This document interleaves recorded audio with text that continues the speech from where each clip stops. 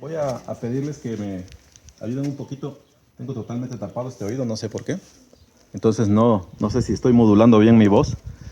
Entonces, no, si no me escuchan o si estoy gritando mucho, díganme, hermanos, porque yo no me escucho bien, como siempre. Entonces, ahí sin pena díganme que levante la voz o que la baje, hermanos, para no ser molesto a la hora de hablar, hermanos. Y bueno, sí, la semana pasada, hermanos, mi intención era participarles, hermanos, acerca de ese texto, Gloria a Dios en las alturas, en la tierra paz, con buena voluntad para con los hombres. Y yo en mi mente, cuando lo preparé, lo dividí en tres partes, hermanos. Uno es el Dios que tiene buena voluntad, el hombre que recibe la buena voluntad de Dios, y tres, en qué consiste esa buena voluntad de Dios para con los hombres. Entonces solamente alcancé a platicar acerca de nuestro Señor, quien da su buena voluntad para con nosotros. Y hoy yo tengo aquí un poquito resumido, un poquito acarreado también, eh, esa pequeña parte que habla acerca del hombre, quien es la criatura o el ser que recibe la buena voluntad de Dios. Y tengo una sección dedicada también a lo que es la buena voluntad del Señor. Si yo veo que me alargo, no porque vaya a monopolizar ni nada, ya después hablaré con el hermano. Pero sí quisiera yo tomar el tiempo para que, sobre todo para que la enseñanza sea útil, hermanos, y provechosa. Entonces no quisiera yo apresurarlo. Entonces Dios me ayude a poder completar lo que es esto, hermanos. Y yo espero sobre todo que pueda ser de provecho, hermanos, para la vida de ustedes, que ustedes puedan tomarlo en cuenta. Entonces, voy a invitarles a que busquen en sus Biblias el capítulo 2 de Lucas, hermanos, nada más para refrescar un poquito nuestra memoria. Y les repito, sin pena, díganme, hermanos, si estoy gritando o si estoy hablando muy bajo para modular mi voz. Es Lucas 2 y vamos a leer juntos, hermanos, del versículo 8 al versículo 14. Es el Evangelio de Lucas, según Lucas, capítulo 2, del versículo 8 al 14. Leemos juntos, dice la palabra del Señor. Había pastores en la misma región que velaban y guardaban las vigilias de la noche sobre su rebaño. Y aquí se les presentó un ángel del Señor, y la gloria del Señor los rodeó de resplandor, y tuvieron gran temor. Pero el ángel les dijo: no temáis, porque he aquí os doy nuevas de gran gozo, que será para todo el pueblo, que os ha nacido hoy en la ciudad de David un Salvador, que es Cristo el Señor. Esto os servirá de señal: hallaréis al niño envuelto en pañales, acostado en un pesebre. Y repentinamente apareció con el ángel una multitud de las huestes celestiales que alababan a Dios y decían: gloria a Dios en las alturas y en la tierra paz, buena voluntad para con los hombres. Hasta allí, hermanos. Les invito a inclinar sus rostros, vamos a orar al Señor, hermanos. Señor, le damos gracias porque usted es bueno con nosotros, Padre, y en esta hora que usted me permite estar en este lugar, Señor, yo le ruego que me ayude, Señor, que ayude también a mis hermanos, que tome la palabra, Padre, y que la haga provechosa en el alma de todos nosotros, Señor, que entendamos que usted es Dios, que nosotros somos criaturas solamente, Señor, y que entendamos un poco, aunque sea, Señor, que usted ha tenido buena voluntad para con nosotros, que nos ha amado, que ha tenido misericordia, Señor, y que eso pueda bendecir nuestras vidas, Señor, que seamos humildes ante usted. Se lo ruego, Padre, en el nombre del Señor Jesús, y le doy gracias en el nombre de Él también, Señor. Amén. Bien, hermanos.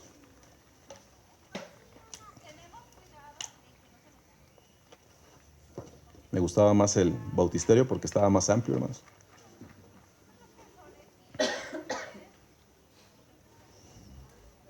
Decía yo hace un momento, hermanos, son tres cosas de las que yo tuve intención de platicarles. Uno, de Dios, quien tiene buena voluntad para con el hombre.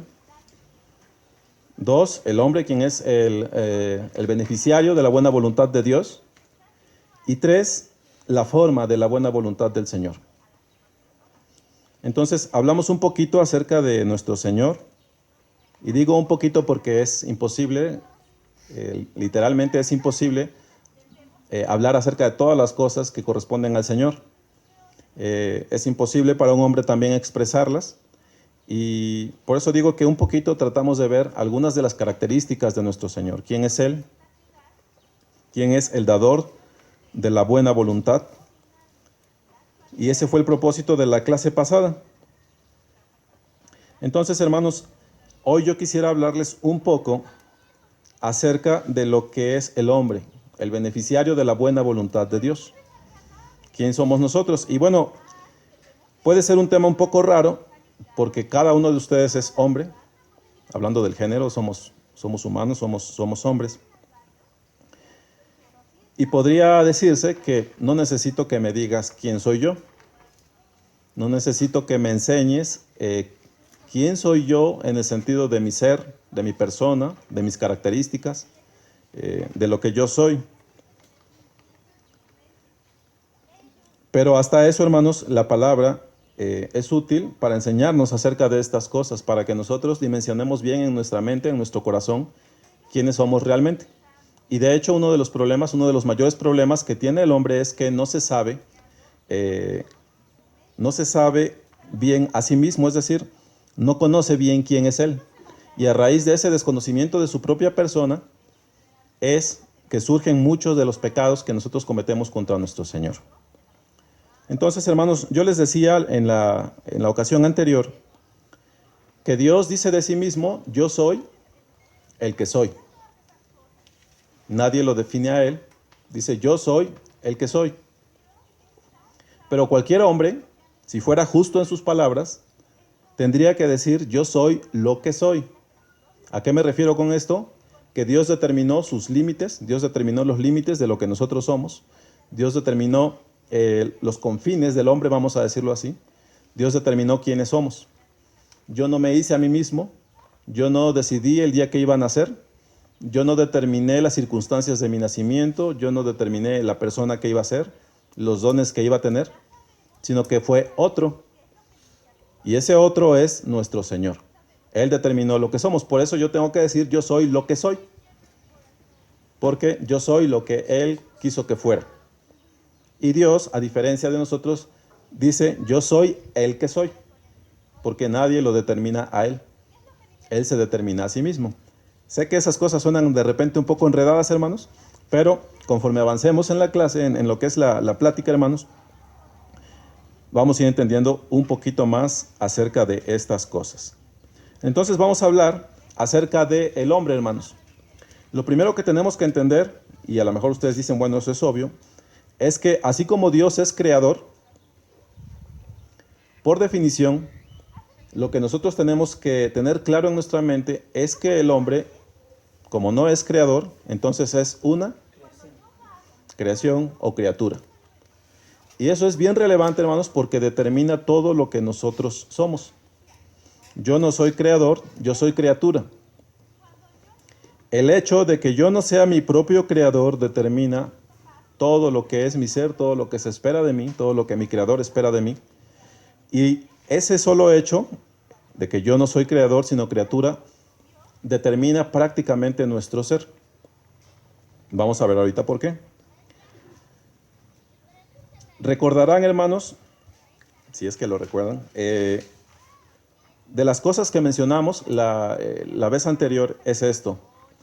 Hablamos brevemente de la tierra, hermanos, la cual, les comentaba yo, recibió la sangre de Abel que fue derramada. Y esta tierra da parte a Dios de las injusticias que se hacen sobre él.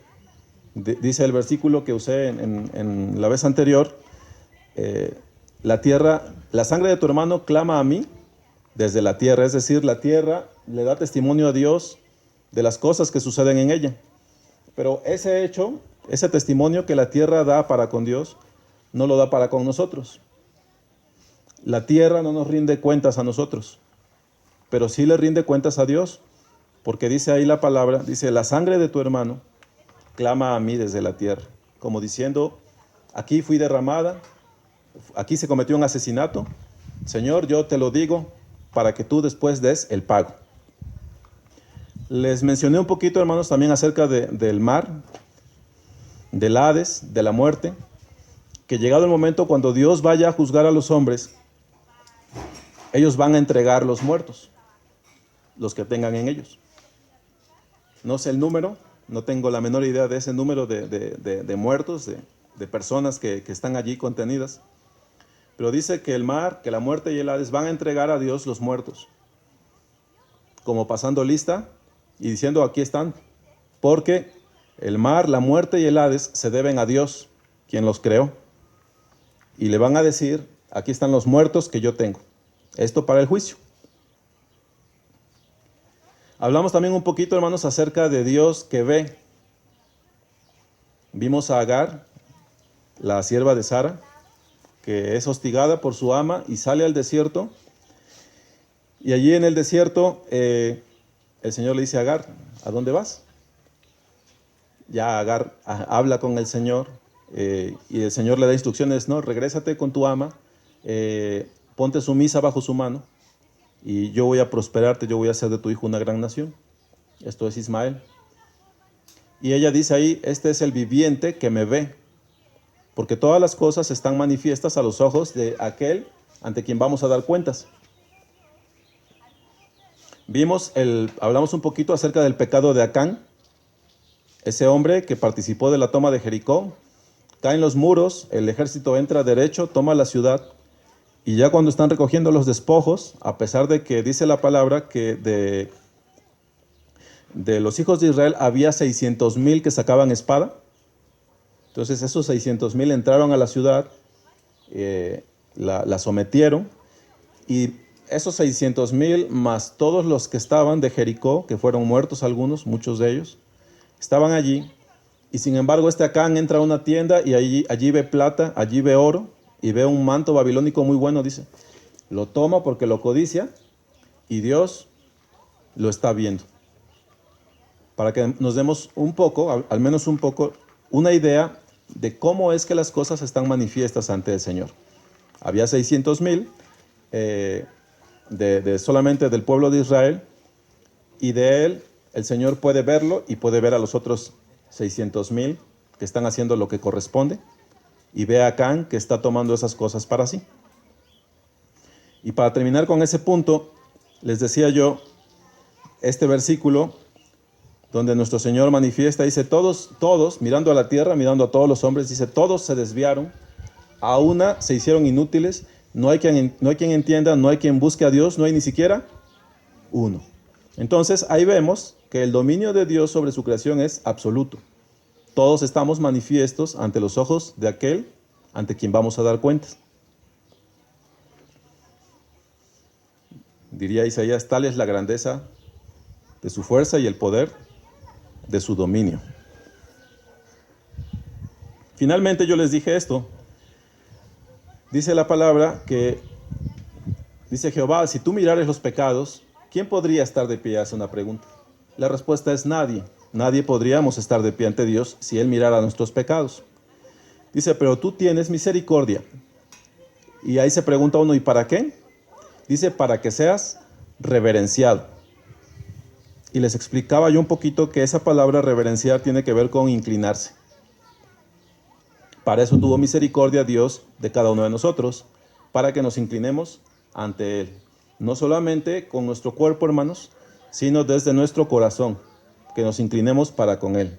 Él tuvo misericordia no para que tú cumplas tus sueños, no para que tú te despreocupes entonces ya de la vida venidera.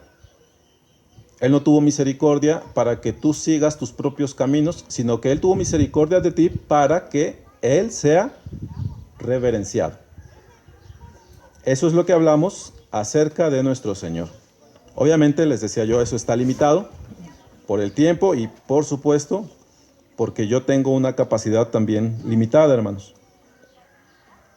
Pero esa es la semblanza, hermanos, que yo quise darles acerca de nuestro Señor.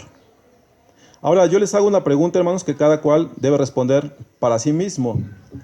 Yo les voy a hablar en este momento acerca del hombre con respecto a que así como toda la creación sirve a Dios, se doblega, le da cuentas, sirve a sus propósitos, yo les voy a hablar de un único enfoque del hombre. Y es que el hombre también debiera servir a Dios así como toda el resto de la creación.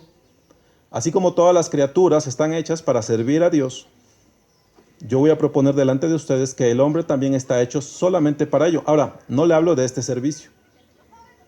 Hablo de todo el ser del hombre, así como la tierra está supeditada a Dios, está sujeta a Él, así como el mar está sujeta a la servidumbre, está sujeto a la servidumbre de Dios, así como todos los seres están manifiestos.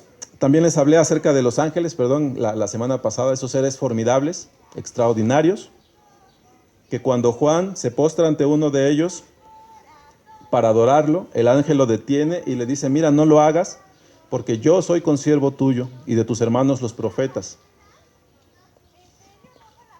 Entonces los ángeles, el mar, la tierra, todas las cosas están en servidumbre para con Dios. Y el hombre también debiera estar identificado, o debiera tener la noción de sí mismo, que él está hecho para servir a Dios. Pero no hablamos de este servicio. Hablamos de algo que es mucho más profundo que esto. Esto es lo que yo les voy a plantear. Y aquí les hago una pregunta, hermanos, que quizás podría provenir de la mente de un incrédulo.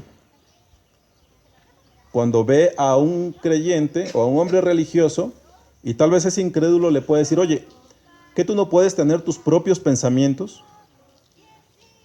¿Que todo tiene que ver con Dios? ¿A poco todas las cosas que tú haces tienen que ver con Él? ¿Que no te estimas ni un poquito a ti mismo? Tú vales por ti mismo. Tú eres un hombre que tiene virtudes, tendrá defectos, Él te podrá decir. ¿No te puedes desapegar un poquito acerca de eso? ¿Todo tiene que ver con tu Dios? Esa es la pregunta que yo les quiero plantear y que ustedes mismos tendrán que responder cuando hayamos terminado. Eso lo tendrá que juzgar usted mismo. Ahora yo les quiero hablar, para empezar, de la condición del hombre, hermanos. Y me voy a permitir proporcionarles o contarles una anécdota personal, hermanos. No tiene mucha importancia, pero me sirve para ilustrar lo que quiero decirles a continuación.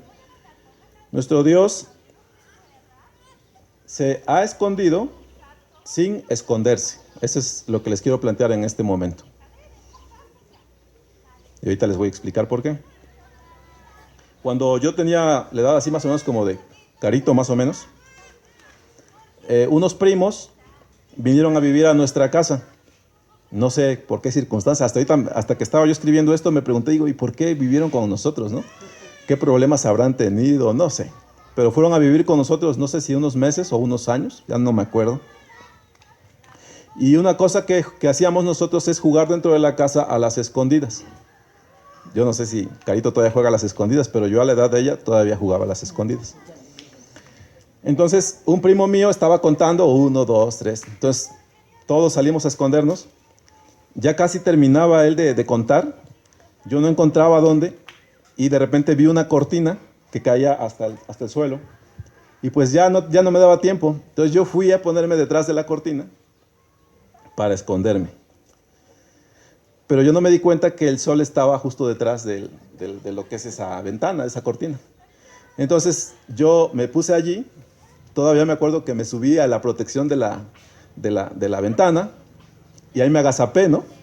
Entonces cuando mi primo va a buscarnos, en lugar de delatarme, se empieza a reír así, a burlarse de mí, porque yo estaba ahí trepado, el sol detrás de mí, toda mi silueta marcada ahí.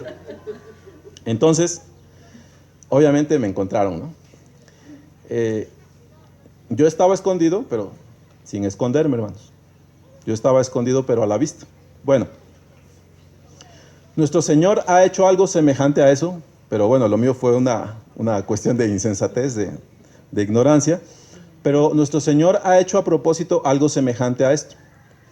Se ha escondido sin esconderse. ¿En qué sentido?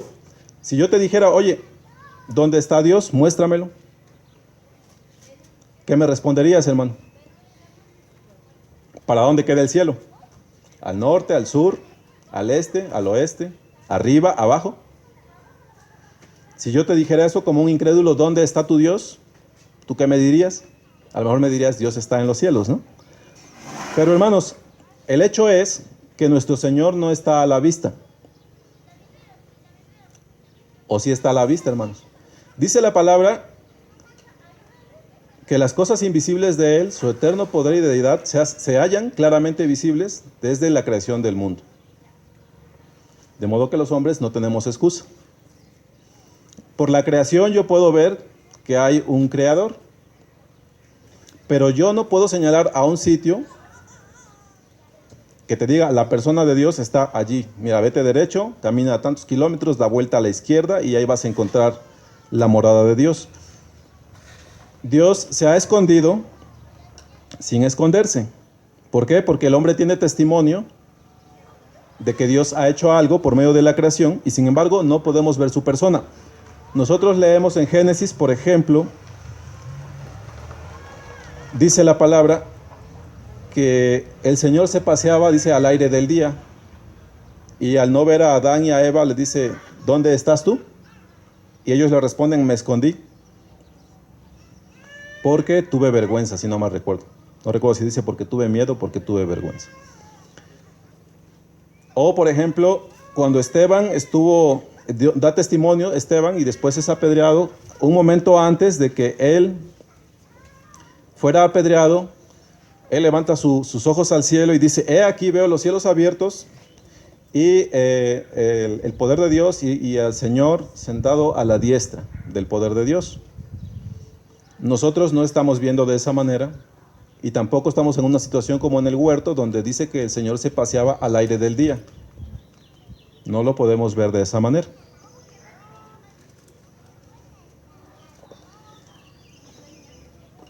Por ese hecho, hermanos, de que Dios se ha escondido sin esconderse, es que muchos hombres son soberbios en su actuar. Por cuanto el castigo no está a la vista, por cuanto Dios no está a la vista, ellos hacen y deshacen. Y cuando digo ellos, también podría hablar de nosotros antes de que viniéramos al Señor. Nosotros nos comportábamos así. ¿Cuántos de ustedes, hermanos, quítense un poquito la pena, cuántos de ustedes han visto algún programa de América Tiene Talento? O la hermana Albina dice que no. O España Tiene Talento. Bueno, en ese programa, básicamente te dan unos 5 minutos, te prestan el micrófono, pasas al frente y tienes que demostrar tu talento. Son tus 5 minutos de fama y tienes que demostrarle al mundo lo que eres. Pues bien, el Señor se ha retraído, hermanos, porque no le podemos ver hoy a simple vista.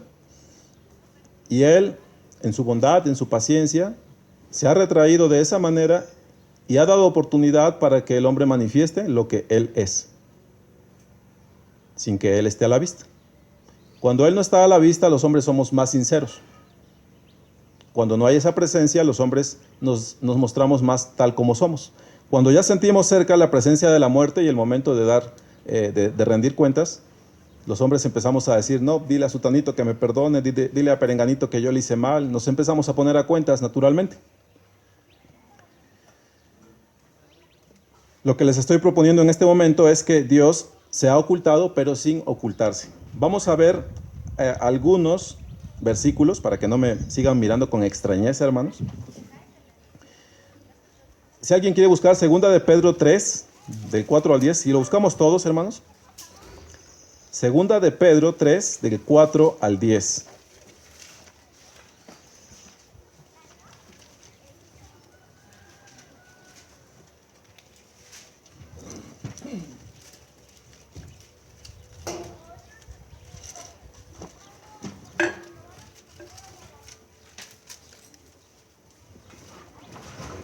Vamos a leer desde el versículo 3, dice: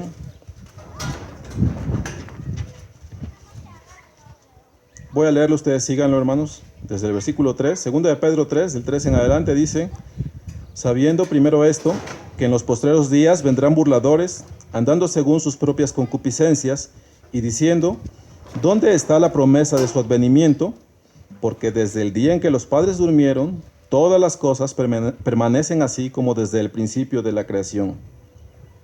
Dice, estos ignoran voluntariamente que en el tiempo antiguo fueron hechos por la palabra de Dios los cielos y también la tierra, que proviene del agua y por el agua subsisten, etc. Algunos dicen así, dice, ¿dónde está la promesa de su advenimiento? Los cristianos siempre están diciendo que Cristo viene, pero no viene. ¿Dónde está la promesa de su advenimiento? O en el Salmo 73, el salmo de este salmista Asaf, que dice, hermanos, que él empezó a envidiar a los malos porque los veía que prosperaban y que lograban con creces los antojos del corazón. Y él llegó a decir, siendo ya un creyente de Dios, él llegó a decir, en vano he lavado mis manos y en vano he limpiado mi camino. Estos hacen y deshacen, logran con creces los antojos del corazón, sus ojos se les saltan de gordura, están sanos y no pasa absolutamente nada. Este hombre dice de sí mismo que fue un duro trabajo para él comprender cuál era el fin de ellos. Ya después él comprendió que iban a ser juzgados por nuestro Señor. Si quieren buscar el Salmo 50, ahora por favor, hermanos, solamente para seguirlo con su vista.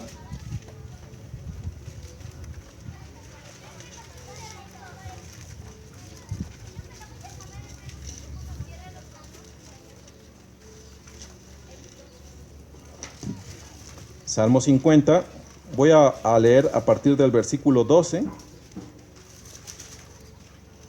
Dice el Señor,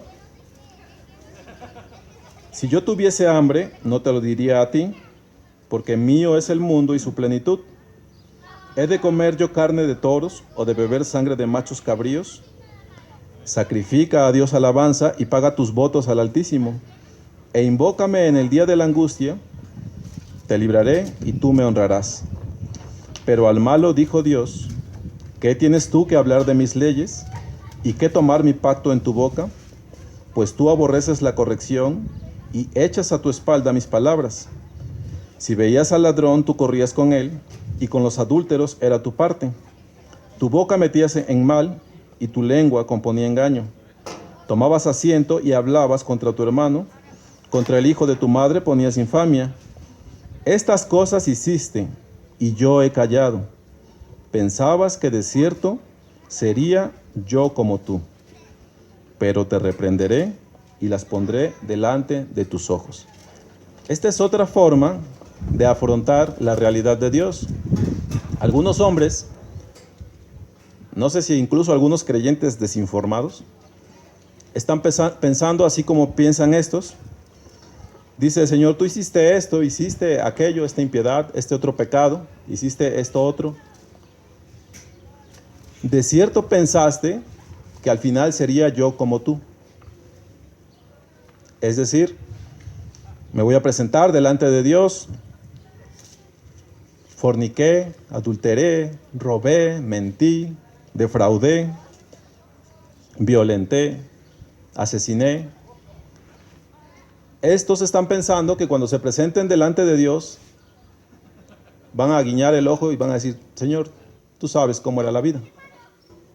Tú sabes, pues que así había que hacer las cosas.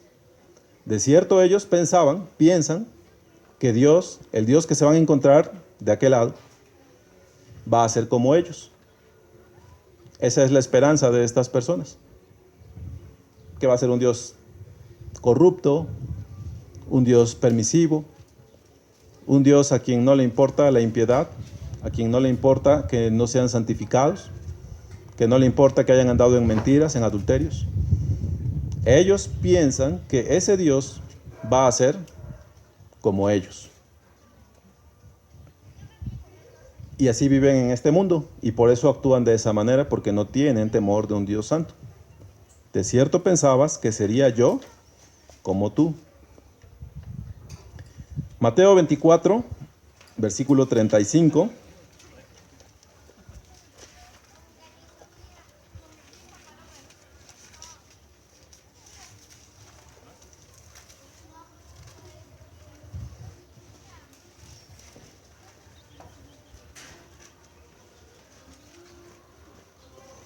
esto ya tiene que ver más con nosotros, dice, bueno, todo tiene que ver con nosotros, hermanos. Mateo 24, 35. Voy a leer, hermanos, usted siga con su vista solamente. Dice, el cielo y la tierra pasarán, pero mis palabras no pasarán. Pero el día y la hora nadie sabe, ni aun los ángeles de los cielos, sino solo mi Padre. Mas como en los días de Noé, así será la venida del Hijo del Hombre. Porque como en los días antes del diluvio estaban comiendo y bebiendo, casándose y dando en casamiento, hasta el día en que Noé entró en el arca, y no entendieron hasta que vino el diluvio y se los llevó a todos, así será también la venida del Hijo del Hombre. Si entonces estarán dos en el campo, el uno será tomado y el otro será dejado. Dos mujeres estarán moliendo en un molino, la una será tomada y la otra será dejada. Velad, pues, porque no sabéis a qué hora ha de venir vuestro Señor. Pero sabed esto, que si el padre de familia supiese a qué hora el ladrón habría de venir, velaría y no dejaría minar su casa. Dice, por tanto también vosotros estad preparados, porque el Hijo del Hombre vendrá a la hora que no pensáis. Y lean con atención el versículo 45. ¿Quién es, pues, el siervo fiel y prudente, el cual puso su Señor sobre su casa para que les dé el alimento a tiempo? Bienaventurado aquel siervo al cual cuando su Señor venga, le halle haciendo así.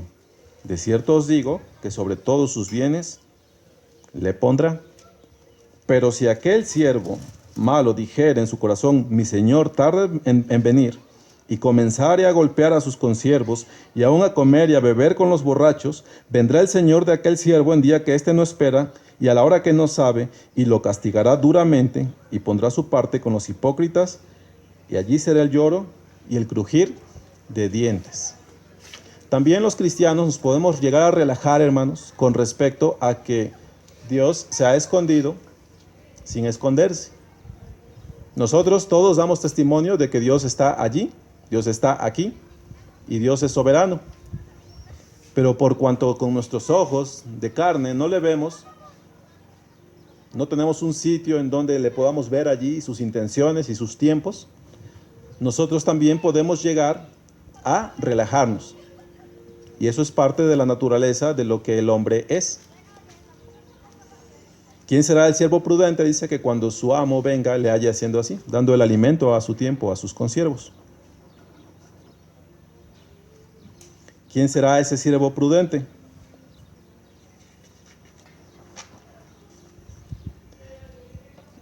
Vamos al siguiente capítulo, Mateo 25, hermanos.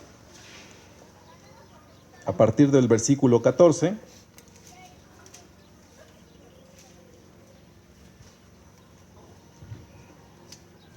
Dice, porque el reino de los cielos es como un hombre que yéndose lejos, llamó a sus consiervos y les entregó sus bienes. A uno dio 5 talentos y a otro 2 y a otro 1, a cada uno conforme a su capacidad, y luego se fue lejos. ¿Conocemos el texto, hermanos? El Señor después viene y hace cuentas, pero dice, y se fue lejos. Y vemos que uno por allí escondió lo que es su talento, lo enterró. También a los creyentes nos puede acontecer, hermanos, que caigamos en aquello.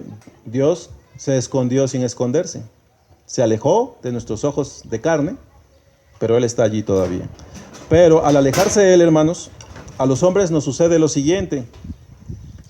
Esta creación es tan maravillosa. Nuestros sentidos son tan satisfechos por lo que vemos, por lo que sentimos, por lo que oímos, por lo que olemos. La vida es tan maravillosa que muchas veces nos sucede a los hombres que perdemos de vista al Señor de esa creación. Nos capta tanto la creación del Señor que nosotros, en lugar de estarlo viendo a Él, permanecemos viendo a la creación. Los sentidos que Dios nos dio para relacionarnos con esa creación demandan toda la atención de nuestro ser. Quedamos prendidos de esa creación al grado que nos inclinamos a ella y ya no a Dios, quien la hizo. Con eso tiene que lidiar todo hombre. Y los hombres hacen lo siguiente: toman su vida y la arreglan, la acomodan alrededor de estas cosas. No ante el Señor que dio las cosas, sino ante las cosas que el Señor dio. Sujeto toda mi vida, todo mi ser, a mis bienes, a aquello que me causa placer, a mis preferencias, a todo lo que es creado, pero no miro al creador de esas cosas. Quedo extasiado y vivo para esas cosas. Vivo para este tiempo y no para el venidero. Eso es parte fundamental, hermanos, de lo que un hombre es. Y todos, incluidos los cristianos, tenemos que lidiar con esas cosas. Porque si tú te entregas a algo que no es Dios, entonces ya eres hallado allí cometiendo pecado. Pecado de idolatría. Ten cuidado, hermano, de que tu corazón no se incline hacia la creación de Dios.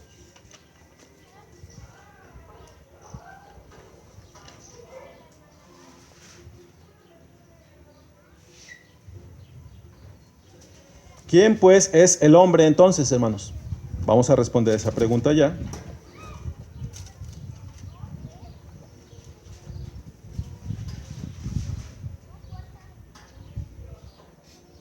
Vamos a Proverbios 12:2, por favor. Ahí me ayudan con la voz, hermanos, sí. Creo que ya se me destapó un poquito. Proverbios 12:2.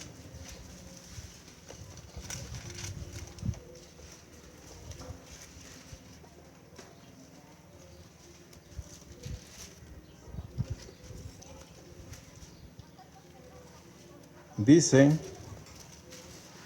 el bueno alcanzará favor de Jehová, mas él condenará al hombre de malos pensamientos. No traigo aquí la anotación, hermanos. Hay otro versículo que yo cuando lo leí dije, ay, bueno, aquí podemos tropezar mucho si no entendemos lo que está diciendo. Dice: el hombre de malos pensamientos será llamado hombre de malos pensamientos. Y uno puede decir, ay, pues no suena muy profundo, ¿no? El hombre de malos pensamientos será llamado hombre de malos pensamientos. Es como si dijéramos, el ladrón, pues va a ser llamado ladrón, y el adúltero va a ser llamado adúltero. Parece una conclusión obvia, pero si nosotros ponemos atención, hermanos, dice, el bueno, dice, alcanzará el favor de Jehová, mas él condenará al hombre de malos pensamientos. ¿Quién es el hombre? El hombre es un ser que está rodeado de Dios. ¿En qué sentido? Que hasta tus propios pensamientos, hermano, están siendo evaluados, juzgados por Él. Esa parte que es la más secreta tuya, está desnuda ante Él. Nunca definas al hombre como alguien separado de Dios o que tiene cierta independencia. Aún la parte más íntima de nuestro ser está copada, está rodeada por Dios, está contenida y la tiene Él en su mano. El bueno alcanzará el favor del Señor, de Jehová, dice, mas Él condenará al hombre de malos pensamientos. De lo que tú puedes deducir que Él lo está juzgando. Ese es el hombre, es una criatura que está en manos de su hacedor. Vamos a Isaías 45, por favor, hermanos.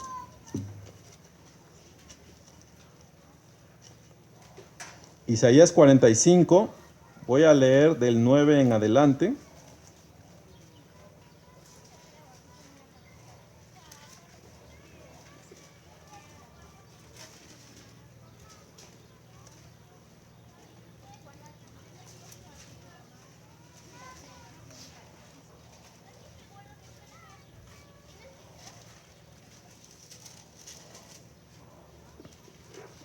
Dice la palabra, dice, ay del que pleitea con su hacedor, el tiesto con los tiestos de la tierra, dirá el barro al que lo labra, ¿qué haces?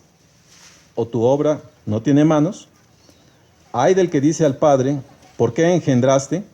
Y a la mujer, ¿por qué diste a luz? Quizás ustedes han escuchado, hermanos, en alguna ocasión a algún hijo rebelde que usa esta expresión, creo que es bien común. Yo no les pedí que me trajeran a este mundo. Eso sobre todo sale en el corazón de uno cuando los padres demandan algo de nosotros. Cuando le dicen no, no, no, y ese hijo es hartado, injustamente obviamente es hartado por sus padres, le dicen a manera de reproche, yo no te pedí que me trajeras a este mundo. Pero aquí la palabra nos dice, ay del que pleitea con su hacedor. Dirá el vaso de barro al que lo hizo, ¿por qué hiciste así? La respuesta obvia es no. Aquí, hermanos, aprovechen y entiendan esto. Cuando tú fuiste hecho, hermano, nadie te preguntó si querías venir a este mundo. Y eso precisamente define quién es Dios y quién eres tú. Tu voluntad pasa tan a segundo término que tú no fuiste consultado a la hora de que te hicieron. Es una prerrogativa, es un atributo, es un derecho de tu hacedor. Tú no tienes absolutamente nada que ver con el hecho de que viniste a este mundo. Él simplemente quiso y te envió. Y aquí estás, en tu medida, en tus virtudes, en la forma que eres. Así como un hijo no puede preguntar a su padre, ¿por qué me engendraste? Todavía más se hace patente esto, que yo no puedo decirle a Dios, ¿por qué me hiciste así? ¿Por qué me mandaste a este mundo? La respuesta es, porque tu opinión no importa. Porque eres barro en manos del alfarero. Eres una criatura en manos de tu hacedor. Ese es el hombre. Nunca piensen del hombre de una manera distinta, hermanos. Así somos. Él determinó las cosas y éstas vinieron a ser. Él dijo la palabra y fuimos hechos. Eso es el hombre. Él es Dios y nosotros sus criaturas. Y esto debería traer a tu vida, hermano, y a la mía, humildad. Tú estás aquí no porque hayas querido, no estás aquí para pedir derechos, estás aquí porque simple y sencillamente Dios quiso. Por eso estás aquí. Salmo 68, por favor, hermanos.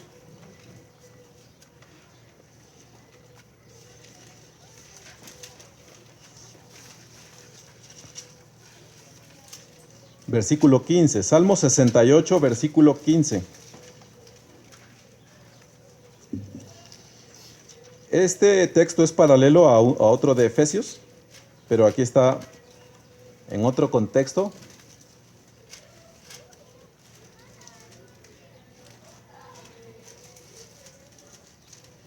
Del 15 al 18 dice, monte de Dios es el monte de Basán, monte alto el de Basán.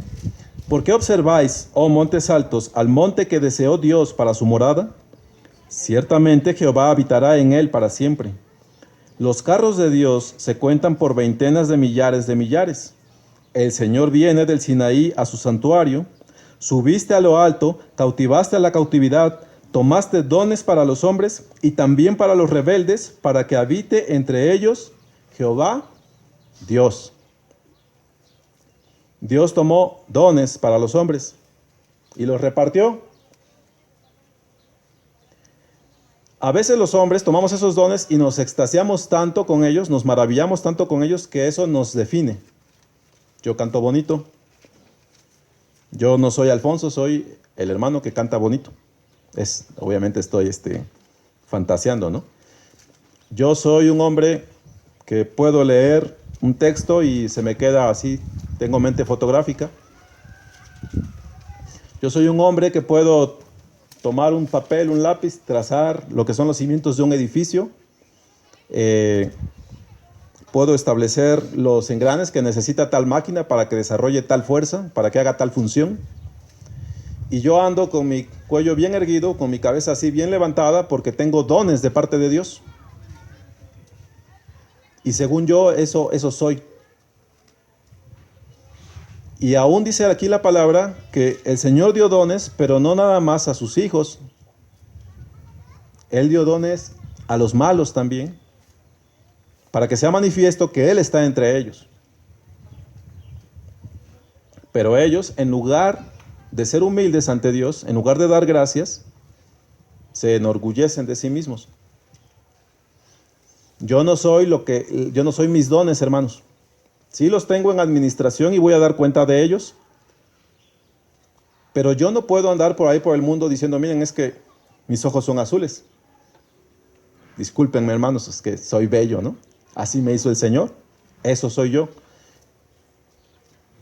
Yo no soy eso, hermanos. Todo eso es de Dios que lo dio. Ven a ese hombre, el príncipe de la canción. Bueno, su don, ¿quién se lo dio, hermanos?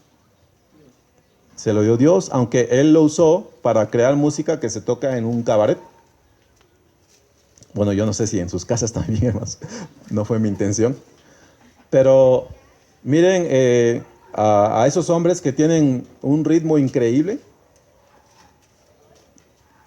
¿Quién se lo dio? Se lo dio Dios, hermanos. Miren a los hombres que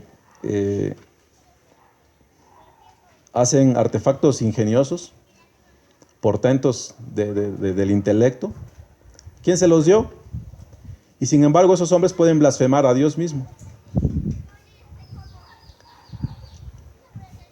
De modo, hermano, que si tú estás amparado en tus dones y ese es quien te define, quien te dice quién eres tú, estás equivocado. El don es eso, es un regalo de Dios. Pero solamente tiene un ámbito en tu vida, no es para que te defina, es para que des gloria a Dios. Es simple y sencillamente para eso. Y eso es el hombre, hermanos.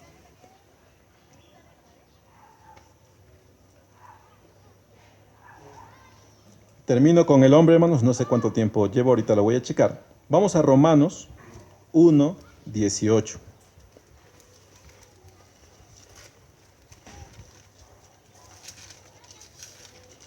Recuerden, hermanos, que estamos hablando de esa criatura para con quien Dios tuvo buena voluntad. ¿50? 45. 45. Okay.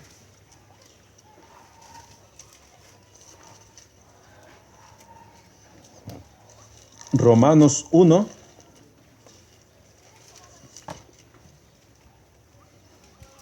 (18) Síganlo con sus vistas, hermanos, pongan toda la atención que puedan. Dice: porque la ira de Dios se revela desde el cielo contra toda impiedad e injusticia de los hombres que detienen con injusticia la verdad. Porque lo que de Dios se conoce les es manifiesto, pues Dios se lo manifestó. Porque las cosas invisibles de Él, su eterno poder y deidad, se hacen claramente visibles desde la creación del mundo, siendo entendidas por medio de las cosas hechas, de modo que no tienen excusa. Pues habiendo conocido a Dios, no le glorificaron como a Dios, ni le dieron gracias, sino que se envanecieron en sus razonamientos, y su necio corazón fue entenebrecido. Profesando ser sabios, se hicieron necios, y cambiaron la gloria del Dios incorruptible en semejanza de imagen de hombre corruptible, de aves, de cuadrúpedos y de reptiles. Por lo cual también Dios los entregó a la inmundicia en las concupiscencias de sus corazones, de modo que deshonraron entre sí sus propios cuerpos, ya que cambiaron la verdad de Dios por la mentira, honrando y dando culto a las criaturas antes que al Creador, el cual es bendito por los siglos. Amén. De esto, hermanos, todos fuimos culpables en algún tiempo. Y las consecuencias de ese pecado que cometimos contra el Señor son todos los versículos que vienen. Dice: por esto Dios los entregó a pasiones vergonzosas, pues aún sus mujeres cambiaron el uso natural por el que es contra naturaleza, y de igual modo también los hombres, dejando el uso natural de la mujer, se encendieron en su lascivia unos con otros, cometiendo hechos vergonzosos, hombres con hombres, y recibiendo en sí mismos la retribución debida a su extravío.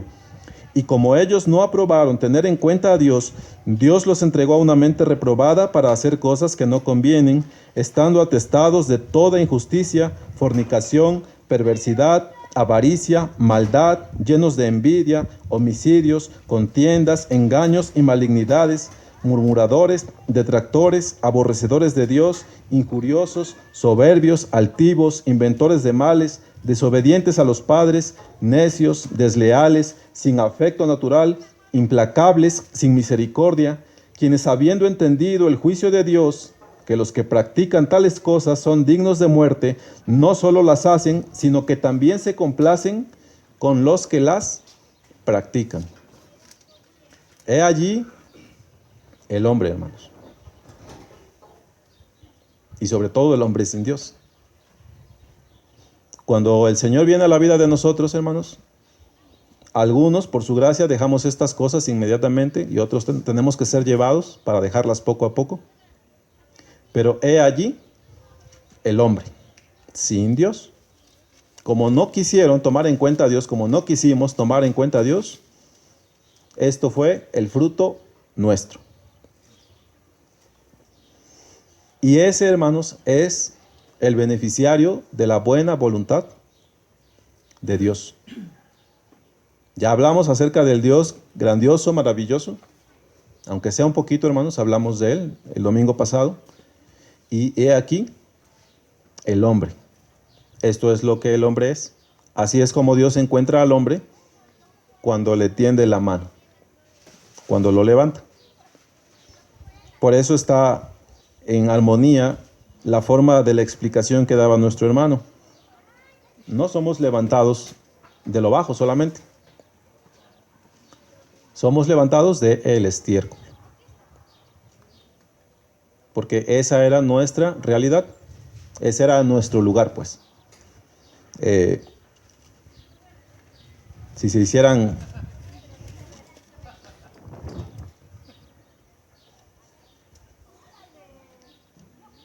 credenciales de elector con ese domicilio, allí diría, ¿dónde vive Alfonso, no? El estiércol es su lugar. Si no tuviéramos, si me permiten el comentario así, hermanos, si no tuviéramos la buena voluntad del Señor para con nosotros, ese es el lugar de Alfonso.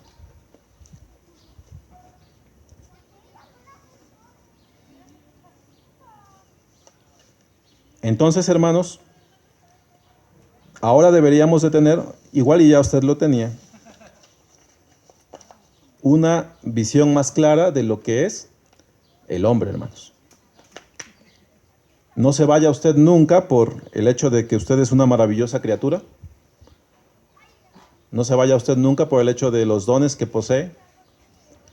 No se prostituya usted, hermano, tras la creación, que es preciosa, que es portentosa, que de veras podemos extasiarnos mirando el mar, mirando una cascada, mirando un bosque, mirando a las bestias del campo, hermanos, probando las cosas que Dios da en nuestras mesas, deleitándonos en ellas, deleitándonos en los sentidos, cómo reciben las sensaciones que vienen de fuera y cómo esas cosas penetran por nuestros ojos, por nuestros oídos, por el paladar, por el tacto.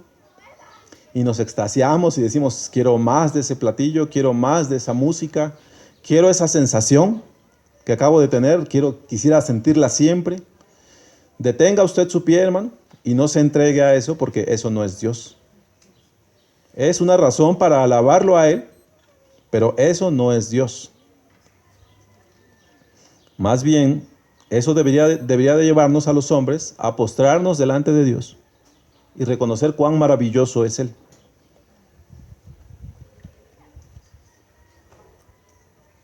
Ya no voy a terminar, hermanos, pero esto no compromete al hermano a dejarme seguir enseñando, hermanos. No es esa mi intención.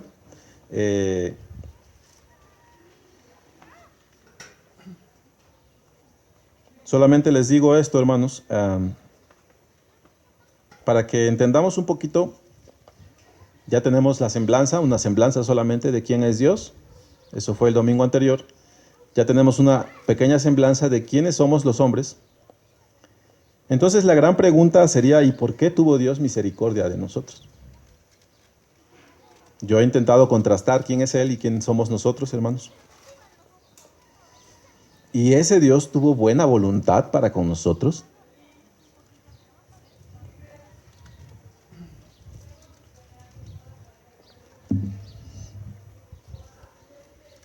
Le digo solamente estas dos cosas, hermanos, para concluir.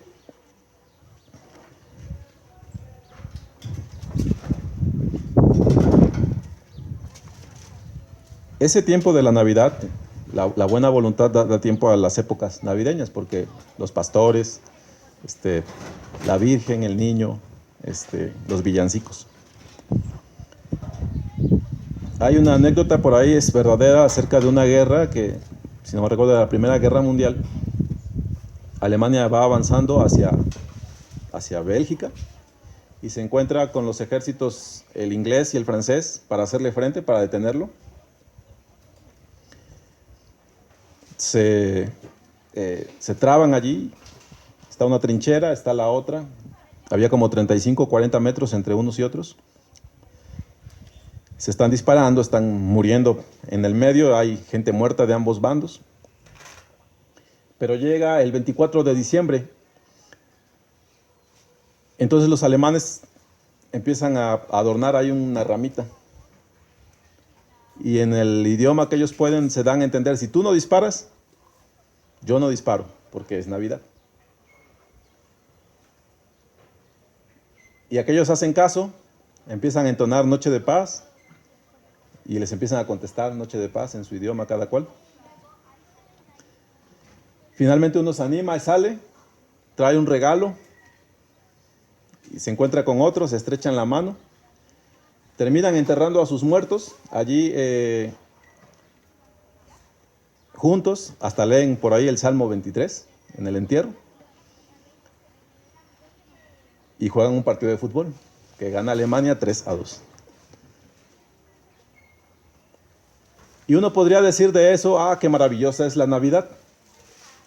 Pues bien, hermano, tome eso como si fuera un papel, arrúguelo y tírelo a la basura, hermanos. Eso no tiene nada que ver con la obra de Dios en nosotros. Es una muy buena anécdota, y es que la imagen de Dios no está borrada totalmente del hombre. Tenemos capacidad todavía de amar, de congeniar, etc. Pero tome eso y tírelo a la basura, porque después de eso tuvieron que dispararse otra vez unos a otros.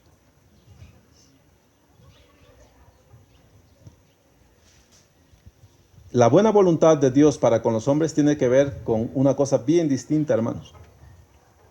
Con algo que de verdad cambia el corazón del hombre, que lo trae de las tinieblas a la luz admirable de Dios. Y lo más maravilloso de la forma de la buena voluntad de Dios para con los hombres es que está cimentada, está puesta, el peso de ello está puesto sobre los hombros del unigénito Hijo de Dios, hermanos. La buena voluntad de Dios es tan maravillosa, porque cuando uno ve a los protagonistas, al Dios que tiene buena voluntad, y al hombre, quien es el beneficiario de esa buena voluntad, cuando uno se da cuenta de lo que Dios está anunciando esa noche maravillosa, hermanos, cuando dice: he aquí os traigo buenas nuevas de gran gozo, que os ha nacido hoy en la ciudad de David un Salvador, que es Cristo el Señor. Las implicaciones de ese mensaje, hermanos, son maravillosos, que superan por mucho este gesto que tuvieron estos hombres, que hicieron un alto al fuego y que se ayudaron a enterrar a sus propios muertos. La buena voluntad de Dios es tan maravillosa que implica a la persona de nuestro Señor Jesucristo, a su muerte en la cruz, al derramamiento de su sangre, para que nosotros fuéramos limpiados de todo lo que leímos en Romanos. Nuestras injusticias, nuestras necedades, nuestras truanerías, nuestras desobediencias. Con eso tiene que ver la buena voluntad de Dios, con Dios que la da, con el hombre que es vil y con la persona que representa, que hace, que consuma la buena voluntad de Dios para con los hombres. aunque sea con esto, hermano, váyase usted, ya no voy a completar lo que es esa parte. Pero bendiga usted a Dios que tuvo buena voluntad para con los hombres. Alabe a Dios y mire cuál debe ser el fruto de estas cosas, hermanos. Yo no encuentro otro fruto, hay muchos frutos, pero yo no encuentro otro que sea tan claro para con nosotros, hermanos, que el siguiente. Cuando yo entiendo quién es Dios, cuando yo me doy cuenta quién soy yo, y cuando veo la buena voluntad de Dios para conmigo, todos los hombres debiéramos de ser humildes delante de Dios y postrarnos. No solamente doblar nuestras rodillas, sino aún doblegar nuestro ser entero, hermanos. Dios quiere que usted se pueda llevar esto, lo pueda meditar en su corazón, lo pueda atesorar y que esto diera un fruto en la vida de usted, hermano. Cambiaría su vida, aún siendo creyentes, hermanos. Porque el hombre debe ser humilde ante su Dios. Entonces, yo espero, hermanos, que esta palabra sea de bendición para ustedes, que la puedan tomar para sus personas. Yo mismo necesito atesorarla, hermanos, cada día. Que Dios ha tenido buena voluntad para con los hombres. Nos ha querido ayudar, nos ha querido bendecir.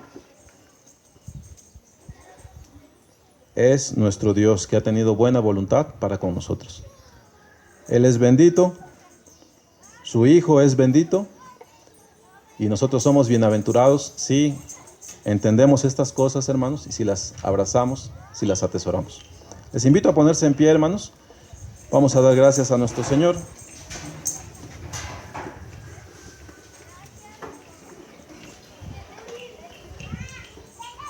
Señor, le bendecimos porque usted es bueno, Padre, porque usted es Dios sobre todas las cosas, Señor. Porque de usted somos, Señor, usted nos ha hecho, Padre. Le reconozco, Padre, yo y le ruego, Padre, que también me ayude a mí y ayude a mis hermanos, Padre, a reconocerle siempre que usted es Dios. Que estamos en su mano, Señor, y sobre todo, Padre, que entendamos que usted ha tenido buena voluntad para con nosotros, Padre. Le suplico, Señor, ayúdenos a entender esto, Padre, a que lo apreciemos, Señor, y traiga a nuestro corazón humildad, Señor, se lo ruego. Yo le bendigo, Padre, por su palabra, y encomiendo, Señor, a sus manos mi corazón y el corazón de mis hermanos para que usted nos enseñe, Padre, para que usted nos afirme. Se lo ruego, Padre, en el nombre del Señor Jesús y le bendigo en el nombre de Él. Amén. Bien.